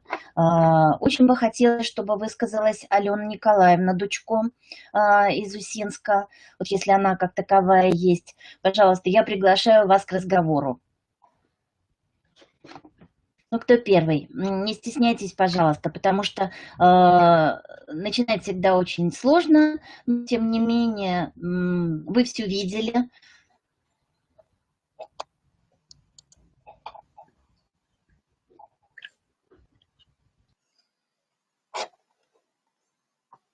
Приглашению к разговору. Коллеги, поверьте, нам очень интересно ваше мнение. Мы поддержим вас, чем сможем. Поэтому у нас, к сожалению, 11-й детский сад Печоры по каким-то причинам пока вне нашей трансляции, поэтому да, мы, наверное, пригласим сначала либо Елену Сергеевну Боровченко, потому что она имеет права спикера на сегодняшний день, и те коллеги, которые находятся рядом с ней, Ирина Владимировна Титкова, Алена Николаевна Дучко, я точно знаю, что они рядышком. Да, вот Елена Сергеевна, поэтому, Елена Сергеевна, пожалуйста, да, мы передаем вам слово, потом за Еленой Сергеевной Наталья Васильевна правами спикера обладает, ну и дальше посмотрим уже. Елена Сергеевна, пожалуйста, вам слово. Здравствуйте. Добрый день, уважаемые коллеги. Я рада была видеть коллег из Воркуты, потому что мы крайне редко встречаемся.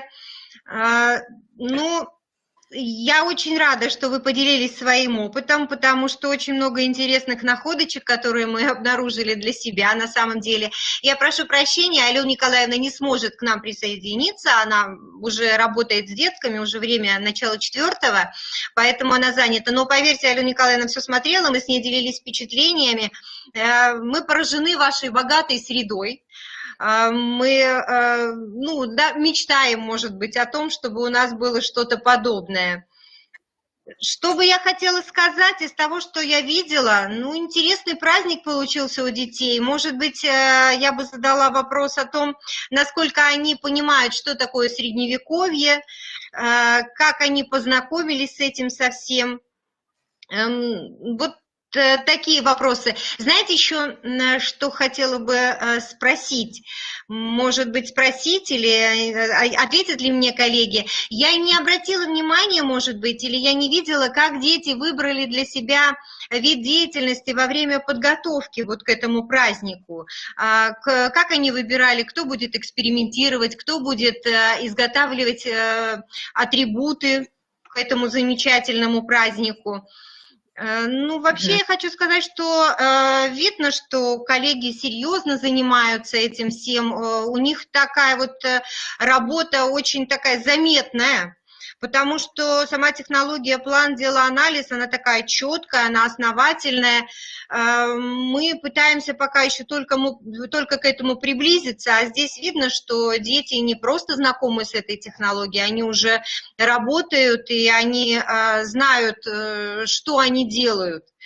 Поэтому хочу сказать, что, в общем-то, коллеги молодцы, они двигаются вперед. Ну, наверное... Я не знаю, я хотела бы, наверное, услышать мнение других, но мне как-то показалось, что вот дети все-таки очень организованные. Может быть, это правильно, я не знаю, может быть, это правильно, потому что, ну, педагог, в общем-то, эту технологию так видит, так ее осуществляет. Не знаю, у каждого свое видение, наверное. Елена Сергеевна, хотелось бы услышать мнение других. Мы тоже ко многому идем. И вот комментируя выбор, вы говорили, выбор на утреннем круге, как он происходил. Эта технология, она подразумевает, да, рекомендуется нам доска выбора, на которой дети выбирают определенный центр и обозначают его своими значками. Это по-разному оформляется от сада к саду, но так как у нас уже подготовительная группа, совсем скоро, через несколько недель у них выпускной, поэтому вторую половину года мы отказались от доски выбора абсолютно сознательно, с тем, чтобы помочь осуществить такой мягкий переход к школьному обучению, там, где у них не будет ни такого формата мероприятий, там, где у них не будет доски выбора, а они просто должны будут как-то высказывать свою активность и определять свою деятельность только на словесном уровне. И в части дисциплины это, наверное, к утренней гимнастике относилось. Такой маленький элемент классической технологии, да, как мы раньше вот выстраивались в начале и в конце занятий. Нам, конечно, безусловно, мне, моим коллегам, нашим педагогам есть куда стремиться, есть куда расти. И мы не утверждаем, что мы достигли уже совершенства и готовы прям принимать и обучать. Вдохновение, оно как раз характеризуется таким постепенным подходом. Причем у коллег отдельные моменты получаются лучше, отдельные моменты получаются пока не очень, и это шикарное поле для того, чтобы встречаться, общаться, взаимодействовать, и для этого в том числе и наши с вами стажировки. Я вот прокомментировала все, что вспомнила из вопросов Елены Сергеевны, готова услышать еще комментарии мы с коллегами. Спасибо большое, Елена Викторовна, Елена Сергеевна. Пожалуйста, подключайтесь. У нас Печора тоже вышла на связь. Там Мария Степановна, я назначила вас спикером, Ирина Владимировна Горячева.